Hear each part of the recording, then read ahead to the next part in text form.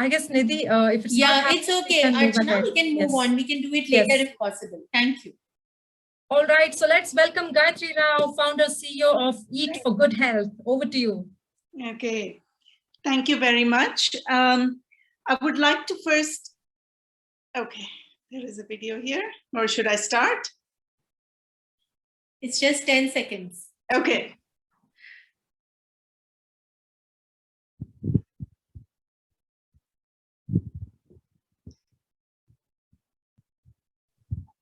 I guess there's a lag in his connection, so it's playing very slow for us. Yeah. So Naman, we can drop this and we can continue with Gayathri. Thank you so much, Naman. Okay, I just want to, okay, I don't know whether it's starting, not starting. Yeah, I guess he's not getting our information on time. There's a lag, I guess. Yeah, so I'll just go ahead and start. Yes, first of all, I want to say an entrepreneur's journey is definitely a lonely place. It is not always a happy place, but you do, and I'm very grateful to COWE because it's support groups like this that really are there for women to connect and talk to each other.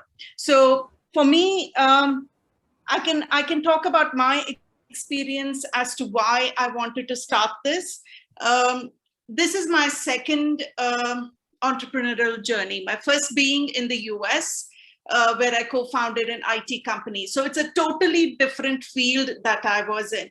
But then we as women, we are mothers, we are sisters, we are, we play multiple roles in our life as women. And we are people, women are, I think, are very unique in many ways because we're always looking for solutions to be more efficient, be it to run a house, be it to do a simple thing. So entrepreneurship should be a little easy if you just take that concept into what you enjoy doing. I'm a single mother. I can talk about myself. So when I came to India, it was because of my two sons, and I had to give up my journey as with my company there, and it was a choice that I chose to make, and I'm very grateful for that, because as a mother, it is very important for me, as Minka was saying, to leave behind kids with a value system.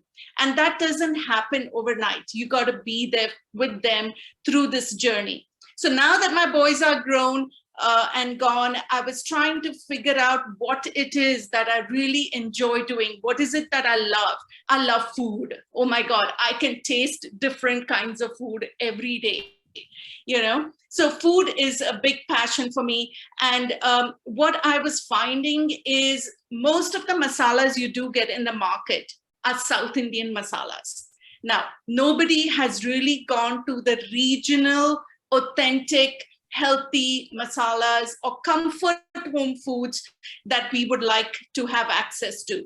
And what I'd also realized is most of these so-called batrus or grandmas that are at home and they have these old recipes, they do it in a small scale and they share it with friends or they sell it, but nobody has really taken this and made it big.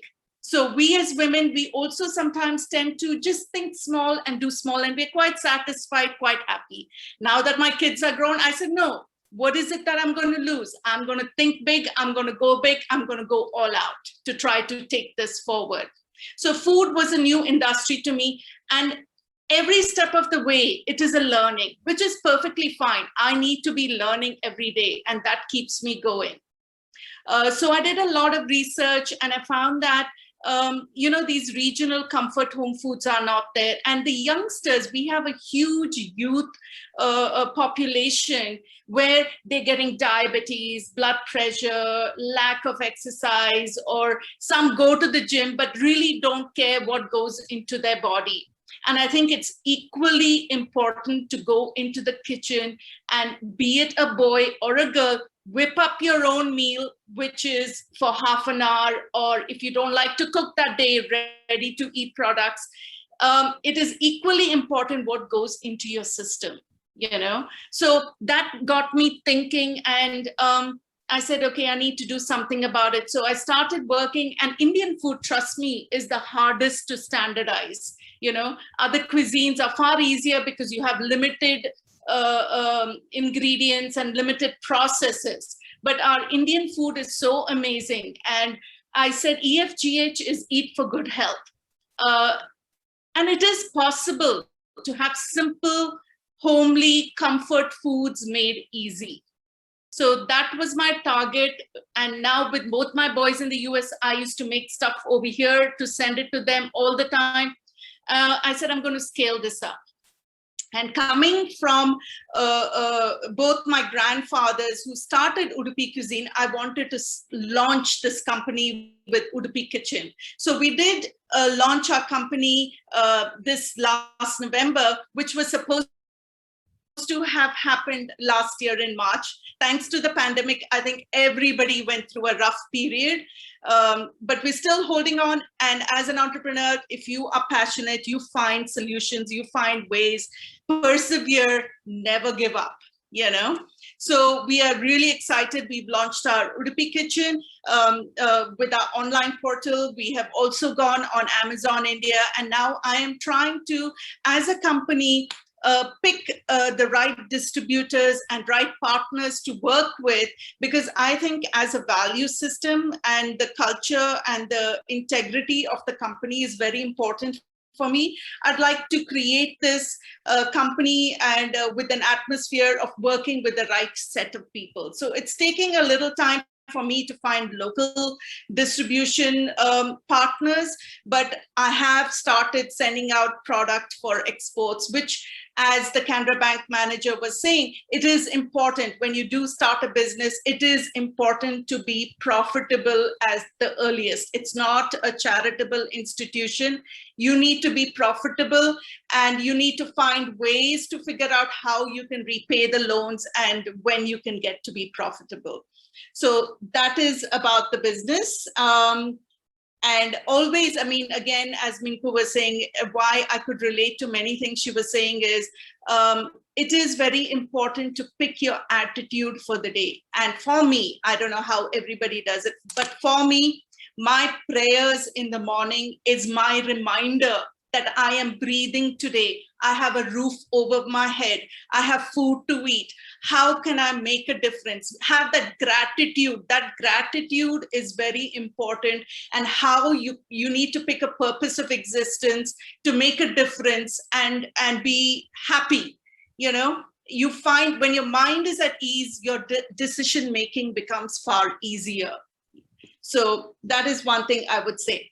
And the reason how I got into doing this, I really wasn't planning on starting the company here, because my purpose, once my kids went to the US, I wanted to go back and be there and do something there, right? So, but I said, no, I need to give this a chance, because this is something very dear. As I said, both my grandfathers started. I want to give back, create jobs for women. And I see there are many people, women are underpaid, women are treated bad. So this was an opportunity that I felt that I had to do, disrupt the gifting market. I mean, no masala company, I think, has ever gifted. And I was really surprised when I got stuck in the US for 6 months and I came back in November to launch the company.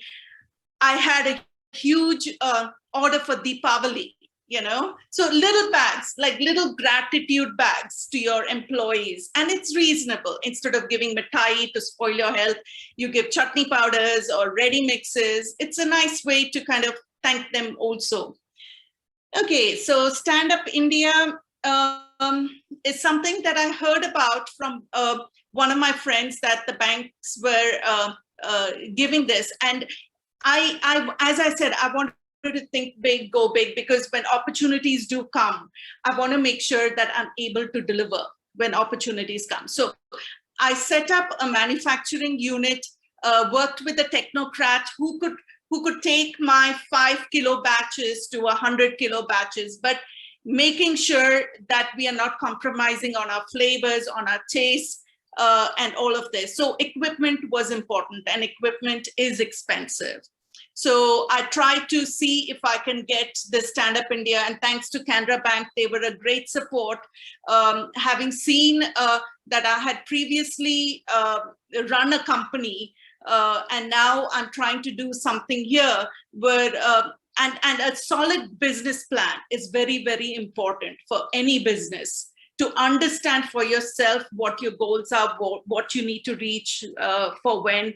I think that kind of made them give confidence that it's okay, we can go with this person and give the loan. So I'm very, very grateful to Stand Up India and the Modi government. I cannot be more thankful, because without that, I would not have stayed back here. And I'm very happy to be doing this.